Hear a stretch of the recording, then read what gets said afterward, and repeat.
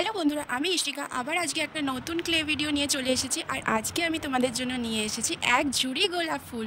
তো আজকে এই গোলাপ ফুলগুলো আমি কি করে বানালাম সেটাই তোমাদের দেখাবো। সুপার ক্লে দিয়ে আমি আগের দিনই তোমাদের বলেছিলাম আগের ভিডিওতে যে আমার বিভিন্ন রকম আইটেম বানাতে খুব ভালো লাগছে। আর আমি নতুন নতুন এখন জিনিস ট্রাই করব। সত্যি কথা বলতে আমার এখন এত ভালো লাগছে যে আমার মনে হচ্ছে আমি রোজ কিছু না কিছু বানাই। আমার মন ভালো করার সবথেকে ভালো উপায় হচ্ছে এই ক্রাফটিং। আমি বিভিন্ন রকম ক্রাফটিং করতে খুব ভালোবাসি।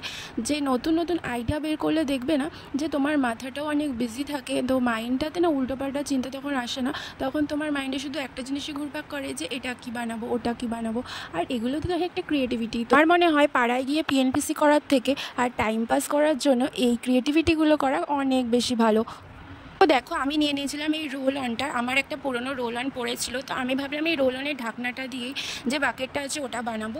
তো এই ঢাকনাটা নিয়ে নিয়েছি আর তার উপরে সুপার ক্লে দিয়ে ডিজাইন করে দিয়েছি। আর তারপরে আমি একে একে এই ফ্লাওয়ারগুলো বানিয়ে নেব।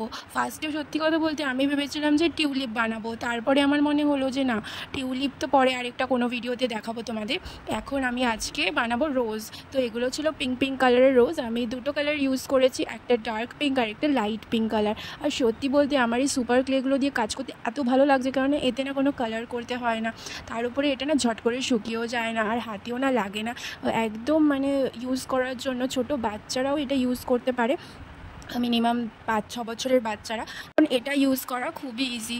তো আমার দেখো এই পেটেলগুলো আমি বানিয়ে নিয়েছিলাম ছোট ছোট বলস করে, তারপরে একটু হাত দিয়ে চ্যাপটা করে আমি এই রোজ পেটেলসগুলো বানিয়ে নিয়েছি। আর এগুলো একটা আমি নিয়ে নিয়েছিলাম টুথপিক আর ইয়ারবাগসের মধ্যে গ্রিন কালার দিয়ে আমি এই ডান্ডিগুলো করে নিয়েছি।